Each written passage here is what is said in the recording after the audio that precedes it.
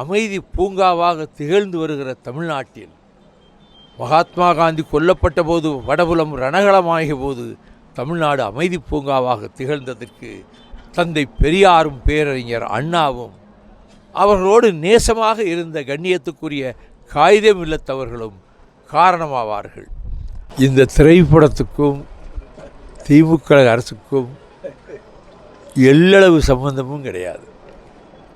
எத்தனையோ படங்கள் தணிக்கைத்துறையினால் சிறிது தாமதம் செய்யப்படுகின்றன. வழக்கமாக எத்தனையோ படங்களுக்கு அது நடந்திருக்கு. அதுபோல் ஒரு வேளை நடந்திருக்கக்கூடும். திரைப்படத்தை திரையிடுவதை திராவிட முன்னேற்றக் கழகமோ மறுமலர்ச்சி திராவிட முன்னேற்றக் கழகமோ கூட்டணி கட்சிகளோ நாங்கள் எதிர்க்கவில்லை. அது அவரவர்கள் விருப்பம். பேச்சுரிமைக்கு என்ன அனுமதி உண்டோ அதேபோல் திரைப்படம் தயாரித்து அவர்கள் உரிமை, அவர்கள் வெளியிடட்டும். தாராளமாக படம் திரைகளிலே ஓடட்டும்.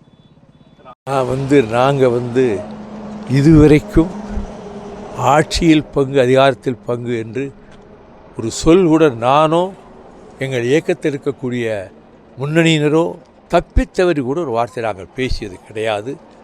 அது எங்களை பொறுத்தமட்டில் அப்படிப்பட்ட கோரிக்கையை நேற்று வரை வைக்கவில்லை, இனியும் வைக்க மாட்டோம்.